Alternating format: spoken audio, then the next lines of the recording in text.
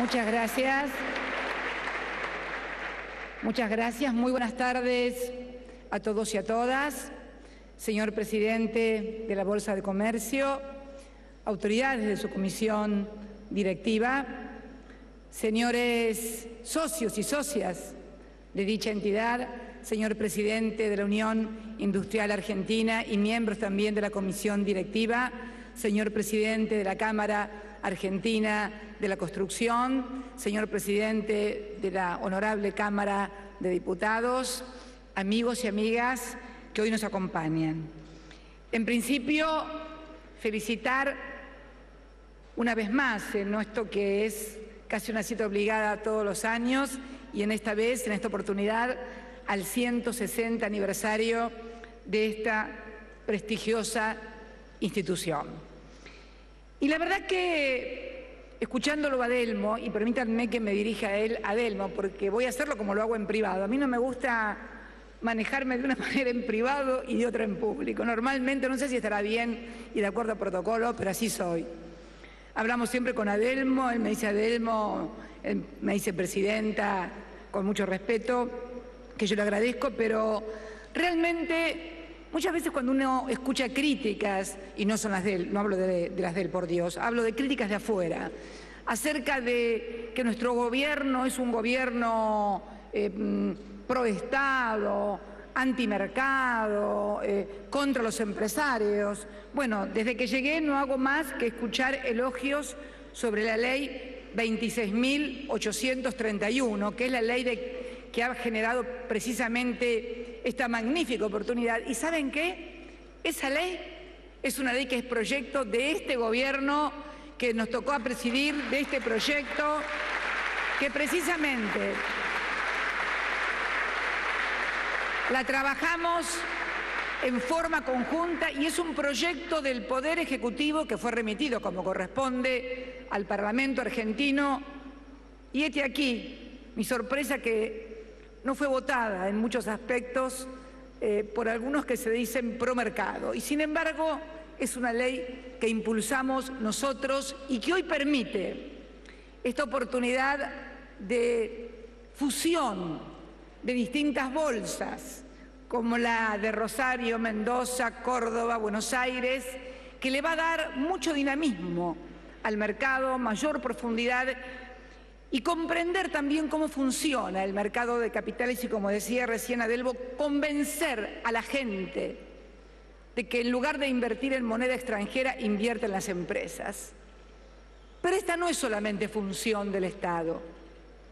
Generar confianza en los ahorristas, en sus empresas, es responsabilidad esencial de los empresarios. Acá teníamos y se mencionaba un ejemplo que ha suscitado enorme interés, YPF. Pero YPF ha suscitado enorme interés, aparte de que ha sido recuperada, y fundamentalmente se ha dedicado a acrecentar la exploración, a invertir cada vez más, y a partir del hallazgo de importantes yacimientos como Vaca Muerta y otros que estamos hallando constantemente, generar confianza en el inversor. Y qué curioso, el 51% de esa empresa es estatal. Sin embargo, el ahorrista, la sociedad, tiene confianza y cada vez que YPF emite obligaciones, compra. ¿Qué quiere decir? Que hay confianza en la empresa. ¿Qué tienen que hacer entonces los empresarios argentinos que cotizan en bolsa y los que coticen en el futuro? Lograr que los usuarios, los consumidores, la sociedad tenga confianza. Esos usuarios, Adelmo, que vos querías y querés con mucha justicia que se conviertan en socios, bueno, el empresario tiene que despertarle la confianza para que le ponga la plata a su empresa y no se la ponga a la divisa extranjera. Nosotros vamos a ayudar a través de la inversión pública y a través de instrumentos como el que logramos que se sancione con nuestra mayoría en el Parlamento, la ley 26.831 del mercado de capitales, que hoy estamos festejando realmente como un instrumento muy importante de la economía. Quiero, a propósito, también felicitar al sindicato Citrabur, que son los empleados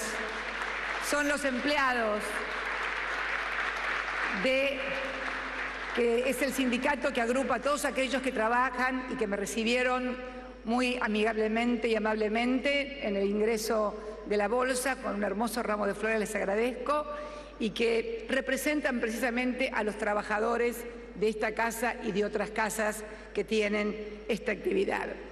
Vos hablabas, porque obviamente se necesitan de empresas, de trabajadores, de directivos, todos juntos para hacer algo.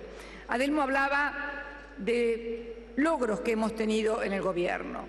Solucionar la histórica deuda del Club de París, del cual hablaba y escuché permanentemente desde que cada vez que venía acá cada año. Bueno, este año podemos decir, hemos acordado y ya hemos pagado la primera cuota de 642 millones de dólares. Se negoció con 19 ministros de Economía de la Unión Europea, una deuda que databa del año 1956.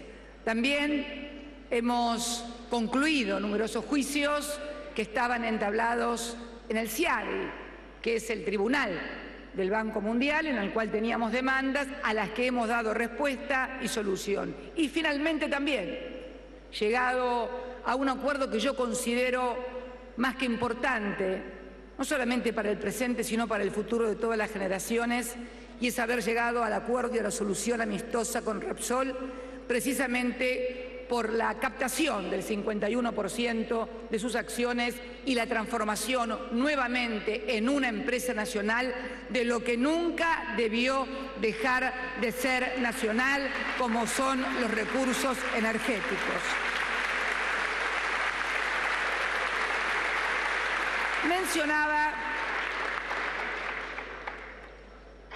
Mencionaba también, Adelmo, ya todos me habrán escuchado anoche en cadena nacional, el envío al Parlamento argentino como corresponde, como lo hicimos con motivo del canje del año 2005 y con motivo del canje de la deuda externa del año 2010, donde logramos reunir una masa del 92,4% de nuestros acreedores, quedando únicamente afuera un 7,6%.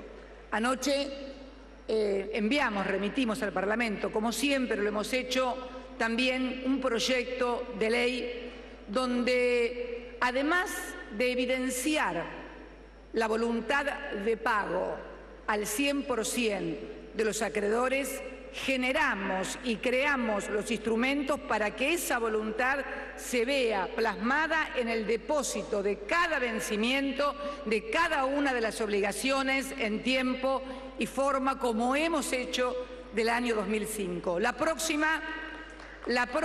próximo vencimiento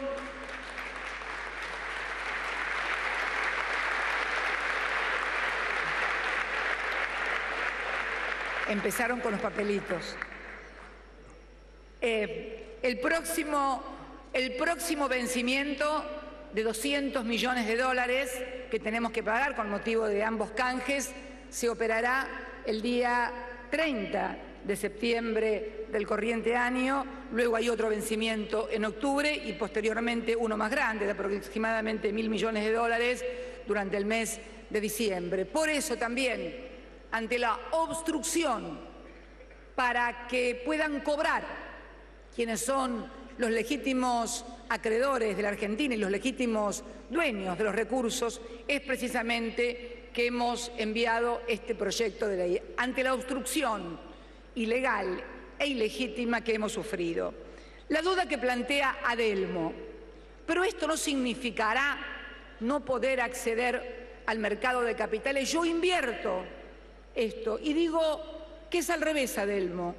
Yo creo que estamos ante una oportunidad histórica de generar un mercado de capitales propios en la Argentina, que es lo que tenemos que lograr. Y voy a explicar a qué me refiero exactamente.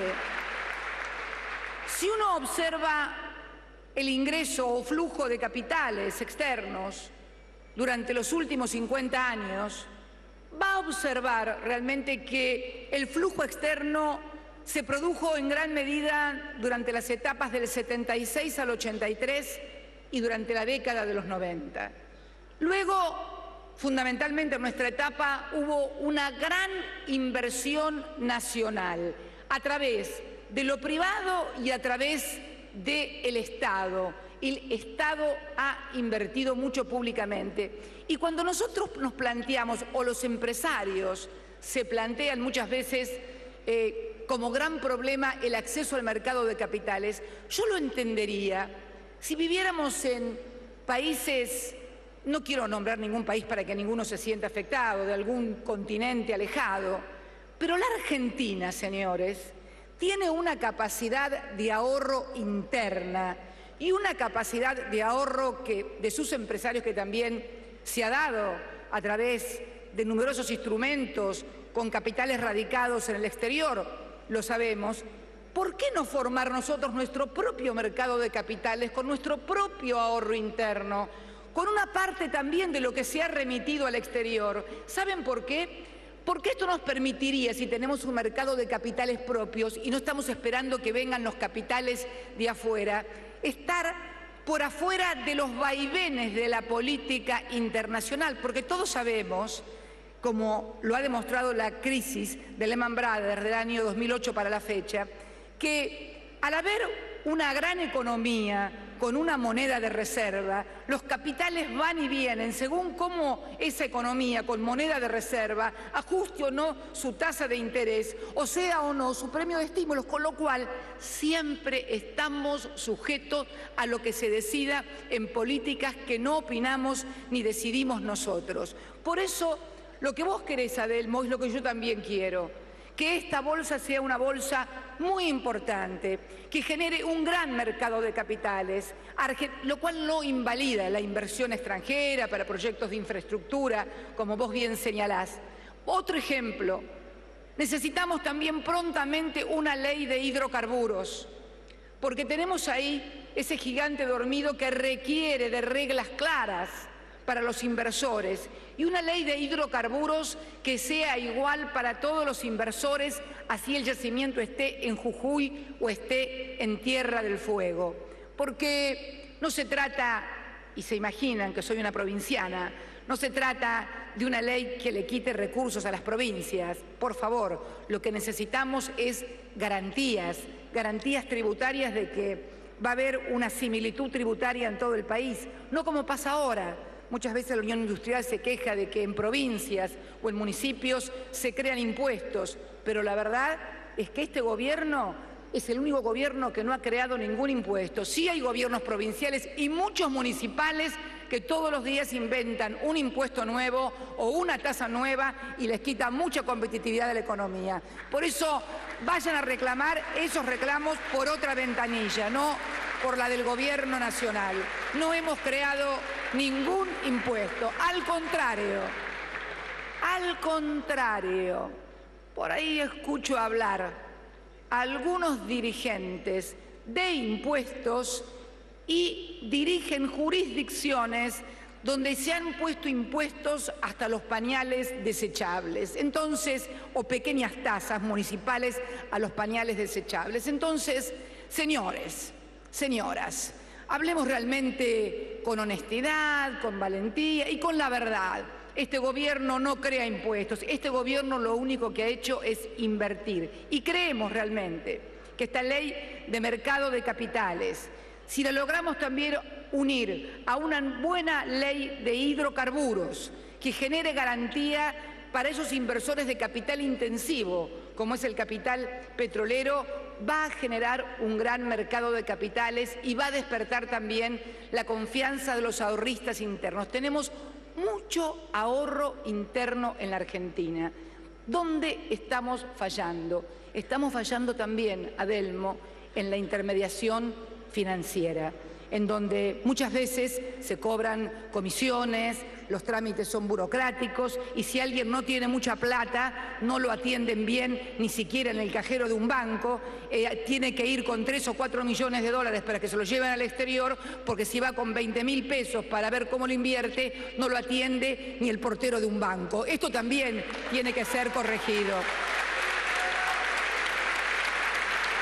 Y con respecto, yo quiero abordar los problemas. A mí la discusión me gusta y me gusta mucho el debate y me gusta la discusión franca, el debate llano de los problemas que tenemos los argentinos. Porque si nosotros no identificamos correcta y adecuadamente los problemas, dónde radican los problemas, no los vamos a poder resolver nunca. Y no se trata de estar echándole la culpa a los unos o a los otros, no. Simplemente identificar dónde está el problema y cómo se resuelve. Vos decías hoy las trabas burocráticas, pero yo te cuento, Adelmo, que cuánta gente nos viene a decir que en un banco no lo tratan bien, lo maltratan, si no va con una suma importante de dinero. Está fallando también la intermediación financiera en todo esto y es bueno también señalarlo. Con respecto a algunas discusiones que se están dando en estos días, que se dio hoy, por ejemplo, en la Cámara de Senadores con motivos del envío de 3 leyes que hemos enviado. Voy a mirar a quienes las han criticado y las critican duramente. No estoy enojada para nada, porque nadie tiene que enojarse por criticar o porque lo critiquen una norma. Simplemente queremos que nos digan y nos identifiquen cuáles son los artículos, cuáles son las normas para poder mejorarlas y cambiarlas. Pero decir que todo un proyecto está mal, sobre todo cuando estamos reglamentando la Constitución en materia de usuarios y consumidores, nos va a llevar a una falta de discusión que no es buena. Y yo quiero contar algo, porque en todos los países del mundo hay leyes de usuarios y consumidores. Yo quiero contarles el último informe de una de las principales organizaciones no gubernamentales que agrupa a 31 países de la Unión Europea, exactamente las multas que se aplicaron y el ranking de multas mundial por infracción y violación a cuestiones de ley de competencia y de usuarios y consumidores. Encabeza, estos son el año 2013, encabeza el ranking de multas la Unión Europea con 2.500 millones de dólares de multas que ha colocado a sus empresas.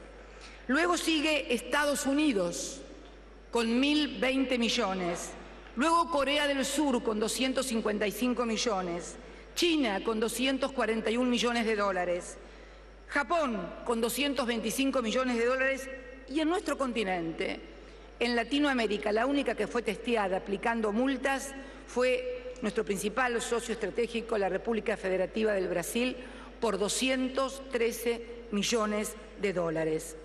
En la Comunidad Europea, Intel, la que crea los pequeños chips, los microchips, fue multada y ratificada por la Corte General de Europa. No los miren porque no tiene nada que ver, estamos hablando de Europa.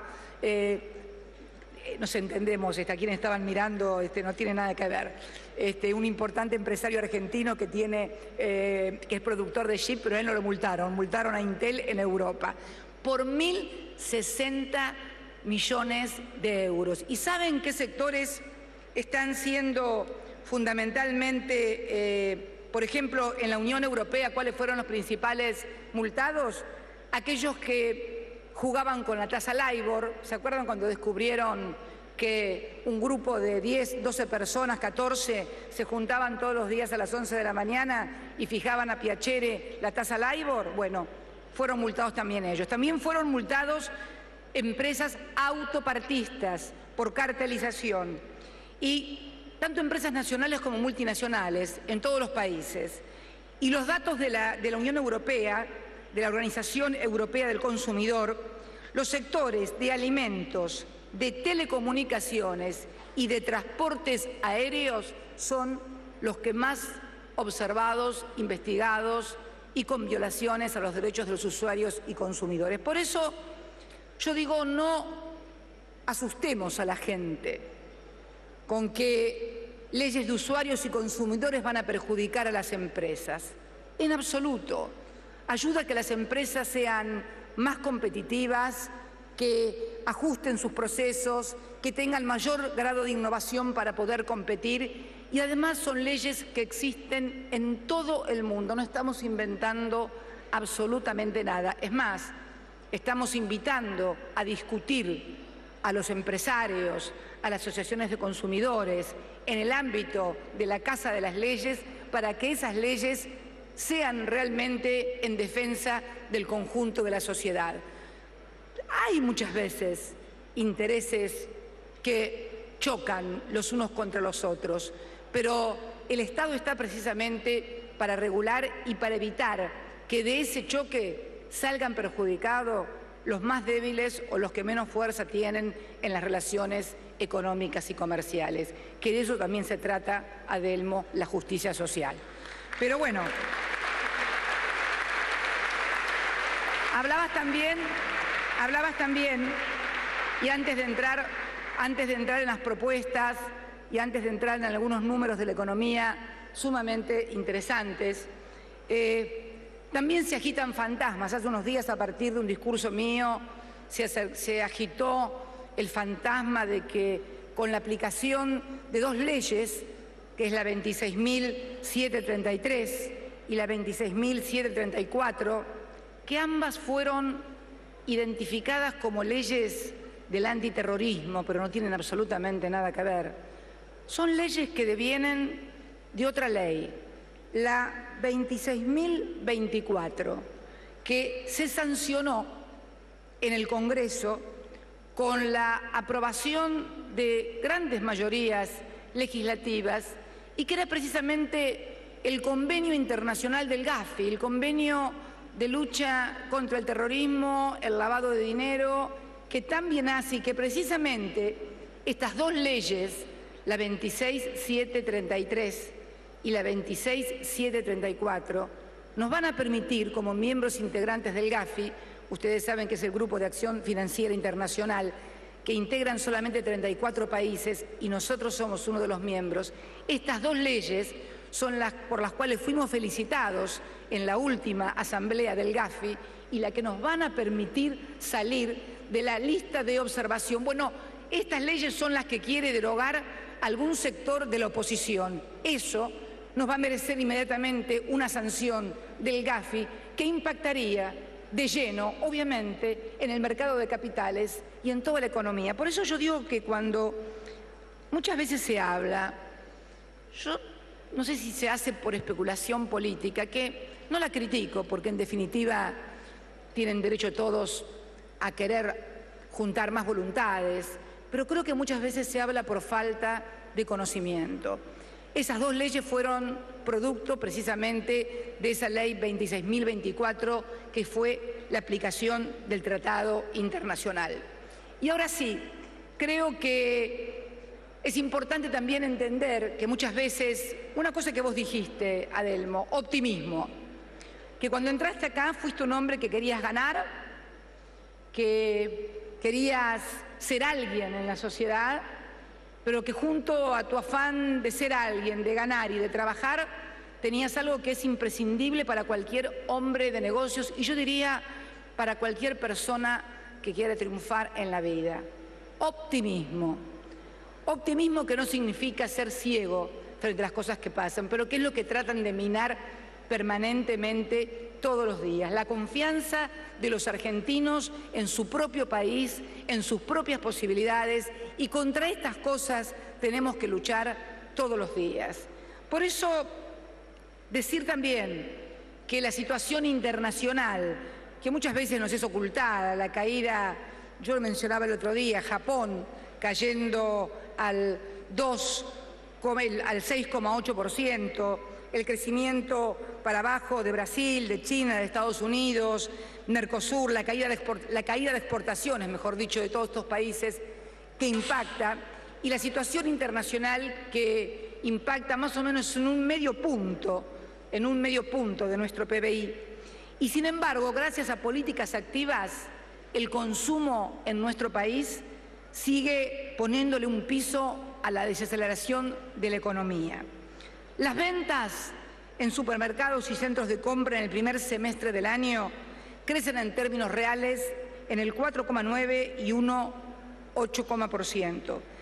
Y para los que no crean en el INDEC, estas son cifras del INDEC, tenemos datos privados de las principales tarjetas de la República Argentina que indican que en el primer semestre del 2014 la cantidad de tickets emitidos por los comercios, fíjense que hablo de tickets emitidos por los comercios, lo cual todos sabemos que muchas veces a alguien se le pasa o se le olvida emitir un ticket.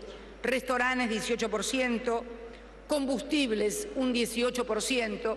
Tal vez ahora no se note tanto la venta de combustible porque ya no hay que hacer las grandes colas que teníamos que hacer cuando no teníamos empresa de bandera, empresa nacional, y nos faltaba la nafta a todos los argentinos cada fin de semana largo o para cada vacación, o cuando querían presionar con un aumento de la nafta. Pero la verdad, supermercados, el 16%, y el monto facturado durante el segundo trimestre del 2014 también creció, inclusive por encima de la inflación que miden las consultoras. En indumentaria un 35%, en electrónica un 38%. Durante este primer semestre, el Gobierno contribuyó a la expansión de la demanda agregada con un gasto de inversión pública del 48% más. Prestaciones de la Seguridad Social un 32%, transferencias al sector privado que incluyen las asignaciones familiares y la UH del 70% y gastos de capital e inversión directa en un 39%. Progresar está a punto de alcanzar el número de 500.000 jóvenes beneficiarios que están estudiando en universidades o terminando secundarios. Fondear pone financiación a disposición del sector productivo por 10.000 millones de pesos. Una política macroeconómica muy consistente, Procreauto que asegurará que se patenten este año por lo menos 700.000 vehículos, ya superaron en poco tiempo más de 8.000 créditos personales. Y también pusimos un poco de techo a tasas y gastos en materia de patentamiento de autos que no tenían límite. Procrear ya lleva 50.000 viviendas en 2013, el mercado en su conjunto era de 20.000 y apunta a más de 60.000 para el 2014. Y podríamos seguir, pero también quiero hablar, y si me ponen en pantalla, por favor, los efectos que también tiene. Alguien hablaba el otro día de lluvia de dólares y lo que ha significado para los argentinos el haber perdido el manejo de su recurso energético y durante mucho tiempo no tener inversión en materia de eso que es, es el de efectos de un hipotético autoabastecimiento energético. Ahí está, bien, vamos con eso. Primera filmina, por favor. Ahí vemos en la primera filmina, si hubiéramos seguido con el autoabastecimiento energético, que comenzó a ser deficitario a partir de que tuve que tomar la decisión, comenzó a ser deficitario en el 2010, la expropiación, yo tomo la decisión recién en el año 2012, desde el 2011 se hubiera registrado autoabastecimiento energético en los últimos años, se hubieran importado 25.600 millones de dólares menos de energía. Esto subido, y combustibles, esto sumado también a los subsidios, porque no tenemos que olvidar que los subsidios se mantuvieron para toda la industria y también para aquellos que no pueden pagar una tarifa más alta. Pero si realmente alcanzáramos el autoabastecimiento energético, tendríamos superávit fiscal, volveríamos a recuperar el superávit fiscal, porque si uno observa ese gráfico, ve cómo comienza a deteriorarse el superávit fiscal, que es uno de los dos superávit, los famosos superávit gemelos, como les decía Néstor, precisamente a partir del tema de la energía. Por eso es imprescindible la inversión en materia energética y lograr el autoabastecimiento. Pese a todo, seguimos teniendo una balanza comercial superavitaria. Ni qué hablar de lo que sería la balanza comercial si realmente no tuviéramos que importar y no tuviéramos que subsidiar la cantidad de energía que lo hacemos. El segundo gráfico muestra lo que sería el saldo comercial, 3,2% del PBI. Sería un saldo comercial de 16.270 millones de dólares. Hoy, aproximadamente a esta altura, estamos aproximadamente en unos 4.900, casi 5.000 millones de dólares de superávit comercial. Vamos a seguir manteniendo a rajatabla el superávit comercial, pero miren lo que sería si hubiéramos recuperado antes o no hubiéramos perdido el manejo del recurso energético. Porque además tenemos que tener en cuenta que cuando se exportaba combustible durante la década de los 90 era porque la gente no iba a trabajar porque no había trabajo y además, como no había industrias, no había que subsidiar a ninguna industria. Entonces,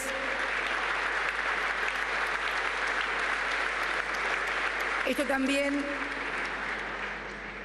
y vemos el efecto, el último, por favor, efecto sobre el resultado fiscal. Ahí tenemos el efecto sobre el resultado fiscal. Y no, ese es sobre el gasto primario, me parece, anterior, gasto fiscal, ahí está. Sobre el gasto fiscal, cómo impacta en el resultado fiscal ese déficit energético, para que lo tengamos claro, que no es un problema de ineficiencia de administración, sino es un problema de importación de combustible y mantenimiento en gran parte de los subsidios para que la economía y la industria pueda seguir funcionando. Pasamos al gasto primario, que es el segundo, al gasto primario. Y ahí también vemos que el menor gasto asociado de los subsidios hubiera implicado un gasto primario en promedio 10 puntos menor al que tenemos hoy. Los gráficos son elocuentes y demuestran claramente lo que quiere muchas veces demostrarse como un aumento del gasto fiscal inusual, simplemente dónde están las razones y por qué es imposible hacer una reducción del gasto, porque impactaría mucho más negativamente sobre la economía y fundamentalmente sobre las economías de las empresas. Ahora sí, me gustaría que pasáramos a la que habían puesto antes y que era algo muy importante, como es el sistema financiero. Yo hablaba del sistema financiero. El otro día leía en un diario, ustedes lo deben haber leído, que había aumentado terriblemente la mora, que había no sé qué cantidad de cheques rechazados, para crear la sensación en la gente como que se derrumba la economía, que todo el mundo entra en mora. Yo quiero que vean ese gráfico. La parte más alta son dos líneas. La línea más clarita es el sistema financiero y la más oscura es el sistema financiero, los bancos privados.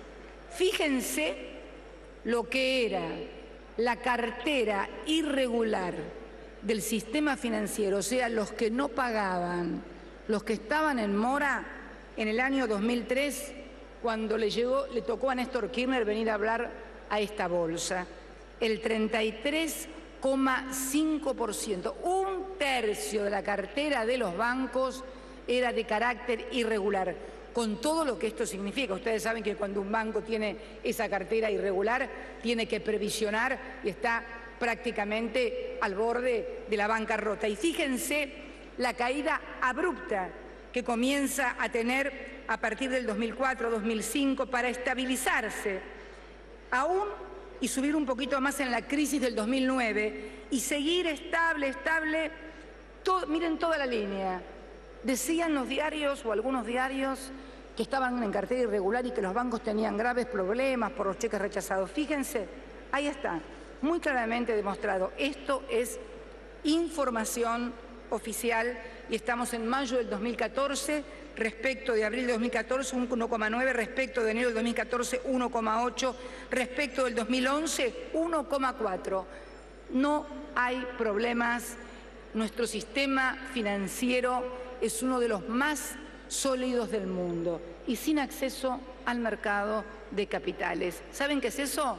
Ahorro interno. Eso es lo que yo digo. Y ahí está, digo yo, el déficit en la intermediación financiera para lograr que ese ahorro, Adelmo, que esa estabilidad de las carteras pueda ser volcada a las empresas con tasas también razonables y en condiciones razonables para poder también seguir produciendo y manteniendo estable las fuentes de trabajo, que de eso se trata.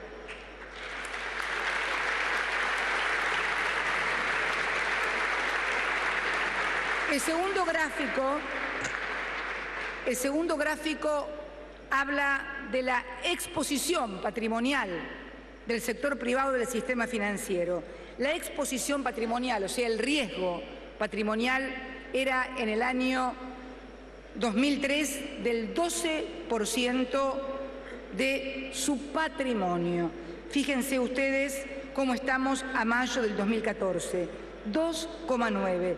Prácticamente igual que en todo el tiempo, salvo el año 2011, que fue el de menor exposición patrimonial, con un menos 4,3%. Pero de cualquier modo, fíjense los años anteriores, año 2006, 2007, 2005, porque ahora observo también una cosa. Cuando Néstor era presidente y estaba él, el malo era él, y entonces lo criticaban a él. Como él no está, ha pasado a ser el modelo y el paradigma del bueno, y la mala ha pasado a ser Cristina, ha pasado a ser ella, lo cual realmente vemos con los números realmente que no es un problema de malos y buenos, sino de evolución de la economía, de una situación de crisis que tarda un tiempo en recuperarse y en lograr estabilidad y equilibrio. El próximo gráfico, por favor. Este es muy interesante. Rentabilidad del sistema financiero. Fíjense la rentabilidad en el año 2008. Estamos hablando de la crisis de Lehman Brothers. Fíjense la rentabilidad en el año 2013. 11.286 millones de pesos. Y fíjense, en enero, luego de la variación del tipo cambiario, solamente en enero ganaron casi lo mismo que todo el año 2013. Por eso digo que es necesario, como vos bien decías, Adelmo, adecuar a todo el sistema público y privado para hacerlo más fácil para el ahorrista, más fácil para el que va a pedir un préstamo, en definitiva para que la economía siga funcionando. La rentabilidad del sistema financiero, que es el gráfico que sigue, y el que está es entre enero del 2013 y enero del 2014, fue de un 94%. Mídanlo con la inflación o los índices que quieran, pero 94% en un año de rentabilidad. Fíjense el segundo cuadro, que también es muy interesante y que te va a interesar a vos. Rentabilidad, mercado de capitales. El tipo de cambio es lo que va por abajo y el Merval va por arriba. Fíjense ustedes que ha habido mucha más rentabilidad en los que han trabajado acá dentro en el mercado de capitales que los que han ido afuera a buscar a una cueva, a un arbolito que le vendan $1. ¿Esto saben qué pasa? Que es también... ¿Esto saben qué es también? Esto también, y discúlpame Adelmo, yo creo que hay también un manejo muy intencionado por parte de la información de alejar a la gente y a los inversores y a los pequeños ahorristas de donde tienen que venir para poder hacer buenos negocios y fundamentalmente hacer buenos negocios no solamente para ellos, sino también para el país. ¿Sabés por qué? Porque que pongan que esta es la rentabilidad del mercado de valores, a nadie le interesa y no es noticia, pero que te pongan que el dólar blue o ilegal saltó a tal cosa, eso sí parece ser noticia. Entonces, esto es lo que tenemos que cambiar. La lógica de las cosas que nos quieren imponer o hacer creer de las que verdaderamente pasan. Argentinos, los que pusieron plata en la bolsa, ganaron más que con la divisa estadounidense. Y eso está claramente demostrado. Por eso creo que hay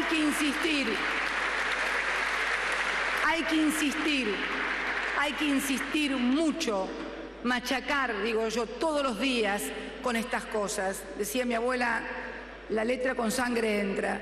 Y yo creo que es necesario explicar una y mil veces a todos los argentinos las cosas que nos quieren hacer creer de las que realmente son. Finalmente, el último gráfico, que es el impulso al crédito productivo desde el sector público.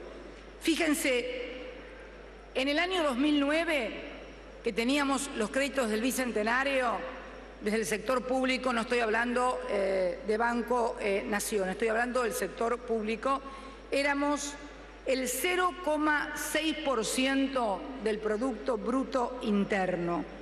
Hoy, en el primer trimestre del año 14, somos el 4,1% del PBI. Acá está, Bicentenario, que es el celeste más grande. Luego está el Seguros Inciso K, que es el azul que está en la base. Esto es el Inciso K que maneja, que es una parte de las aseguradoras que se toma precisamente para préstamos a partir de una resolución de la Superintendencia de Seguros. Luego el gris, que es fondear, 1,9, y que es también muy importante, y producto de la comunicación a 5319 del Banco Central de la República Argentina. O sea, el Estado argentino está poniendo hoy 4,9 del PBI en materia de inversión. También está el Fondo de Sustentabilidad de Garantía del ANSES. Estos son también los números de la economía que no aparecen publicados en ninguna parte. Y quiero finalmente también, en un tema que es muy importante y sobre el cual también vamos a tener novedades, ver cómo se está manejando el tema turístico, que es un tema también, turismo que tanto nos han criticado con los fines de semana largos y cómo ha crecido el turismo. El turismo argentino, argentinos viajando en el interior, porque se quiere plantear una situación como que no hay consumo, que la gente está deprimida. Bueno, los deprimidos no viajan, los deprimidos se quedan en la casa con un psicólogo si pueden pagarlo y si no, no sé, pateándolo al gato. Bueno, mañana voy a tener una denuncia de la Asociación de Animales seguramente. Pero el tema es, miren cómo ha crecido el turismo interno, que el acumulado de enero a agosto del 2014 nos habla de un 9% más. Y la llegada de turistas en el fin de semana largo, este último, fue del 23% más que el mismo fin de semana largo que el año anterior. Realmente hasta el propio ministro del Turismo del área se mostraba sorprendido de esta evolución. Pero lo cierto es que uno podía observar las filas de los autos en las distintas carreteras y el jefe de gabinete creo que me contó que él se quedó acá el fin de semana largo, yo me fui a mi provincia, me contaba que cuando acompañó a su hija, a Pilar, a un asado, tardó 3 horas en llegar porque iba a 1 hora 24 kilómetros para ir para la zona norte de la capital federal. El turismo receptivo, extranjeros viajando en Argentina, hemos vuelto a subir, habíamos decaído en el ingreso de turismo receptivo y nuevamente estamos con un crecimiento entre enero y junio del 16,7% en materia de turistas receptivos y un 6,2% de gasto, esto sí, en dólares. Y luego el turismo receptivo, el otro, cómo ha habido un cambio estructural en la tendencia. El celeste claro son los turistas de países limítrofes y el celeste más intenso son de los países no limítrofes.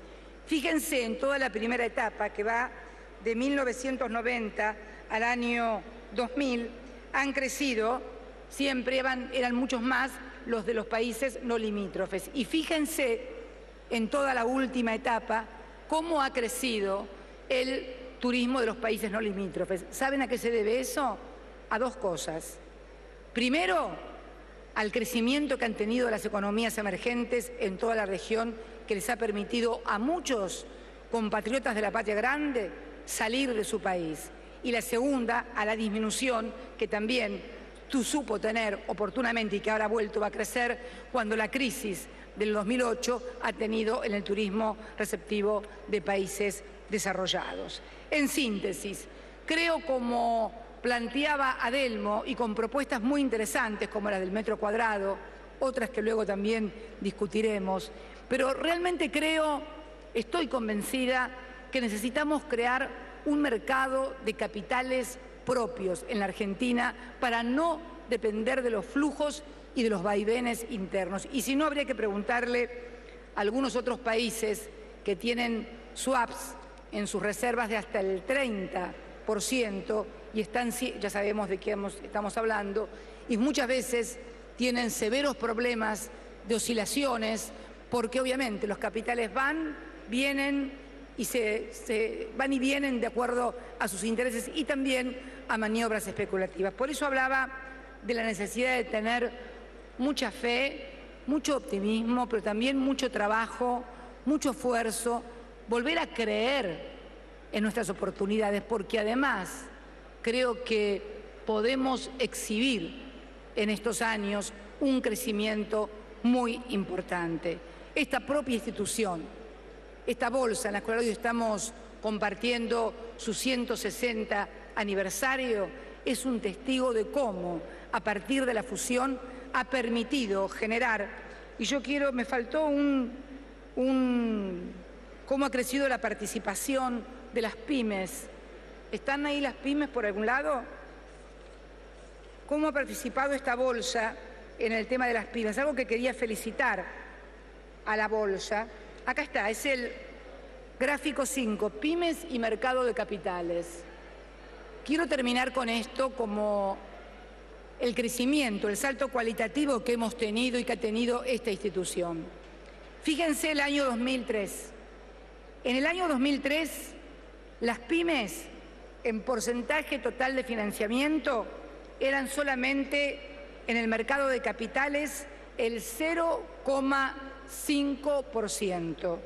En el 2014 están llegando a esta altura casi a un 10%, 9,4%. Fíjense que hubo una oscilación ahí en el año 2010, una caída, pero ha vuelto a resurgir y las pymes nuevamente vuelven a financiarse en el mercado de capitales como nunca antes lo habían hecho. Y si logramos articular los esfuerzos, los proyectos que planteaba el señor presidente respecto de facilitar, respecto de innovar, respecto de crear nuevos instrumentos fáciles de acceso para el ahorrista va a venir, como lo hace con YPF, pero necesitamos también que las empresas, por una parte, y la intermediación financiera, por la otra, ayuden precisamente a que esto ocurra.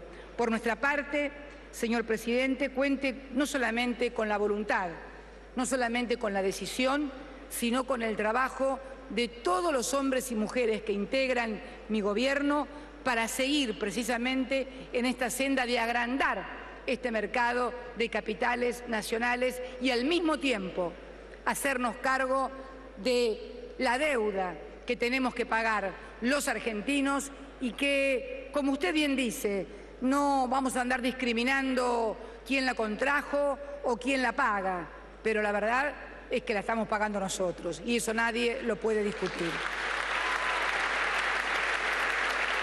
De cualquier manera, estamos siempre abiertos a las propuestas y todo aquel que tenga una idea mejor, una solución mejor a la que nosotros proponemos para poder abordar este tema, somos todo oídos. Es más, el proyecto está en el Parlamento y ahí pueden ir a exponer todos los argentinos, todas las instituciones que crean que puede haber una alternativa mejor que la que ha propuesto el gobierno. Yo debo confesar que hemos pensado mucho. Debo confesarles que hemos llevado adelante negociaciones que tal vez en otra etapa no las hubiéramos hecho, que hemos aguantado y tolerado cosas que tal vez su amigo, como usted lo dice, Néstor Kirchner, no las hubiera aguantado y tolerado, conociéndole el carácter. Pero debo decir que hemos hecho todos los esfuerzos necesarios a nuestro alcance, no por benignos, ni caritativos, ni buenos, simplemente por una cuestión de responsabilidad de gobierno, de poder llegar a un entendimiento o a un acuerdo. Pero ¿sabe qué? Nos dimos cuenta que el negocio de ellos era precisamente no negociar, no acordar. Ahí estaba el negocio de ellos. Y cuando nos dimos cuenta de eso y que además contaban con una justicia que los amparaba, nos dimos cuenta que era hora de generar instrumentos para garantizar el cumplimiento de nuestros contratos y el pago soberano de nuestra deuda. No es una actitud caprichosa, no es una actitud patriotera. Ustedes saben, y se los dije el otro día, no voy a recurrir a discursos con olor a naftalina, en absoluto. Simplemente voy a recurrir a la realidad, a lo que nos ha pasado, a todos los obstáculos que nos han interpuesto en el camino, a las injusticias que se han cometido, a las irregularidades e ilegalidades que se han cometido, lo que no nos dejó ningún otro camino que precisamente realizar este proyecto de ley de pago soberano de nuestra deuda para que precisamente ese canje que usted definió y que fue realmente muy exitoso, el del 2005 y el del 2010, no peligren. Y al mismo tiempo, por primera vez, también abrir el canje para todos aquellos que estaban afuera, ese 7,6%, aún cuando tengan juicios contra la Argentina. Porque una de las cosas que prohibía la ley era que aquellos que tuvieran juicios contra la Argentina pudieran entrar al canje. También en eso hemos cedido. Les permitimos entrar al canje a aquellos que tengan juicios con ganancias que van a superar el 300%. Sinceramente creo que más no puedo dar, primero porque no es mío lo que estoy dando, es de todos los argentinos. Y en todo caso, si alguien quiere dar más, tendrá su oportunidad de gobierno para hacerla. Pero esta presidenta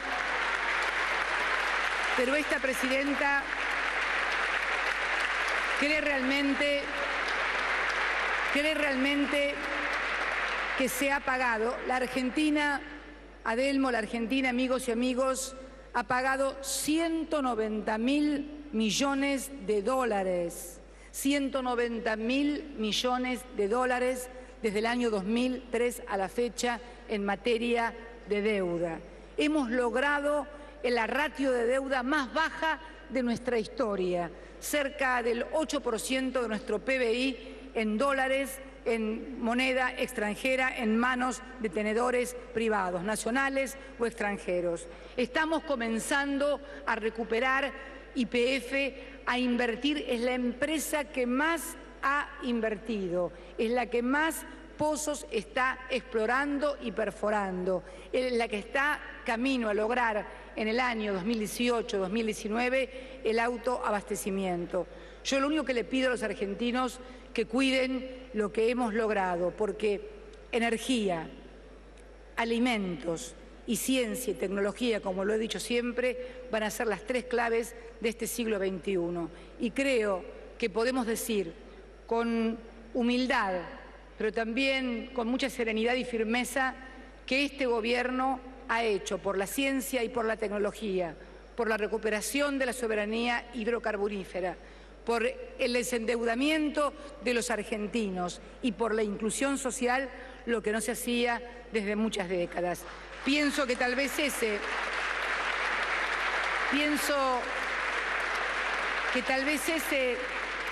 sea el precio que tenemos que pagar.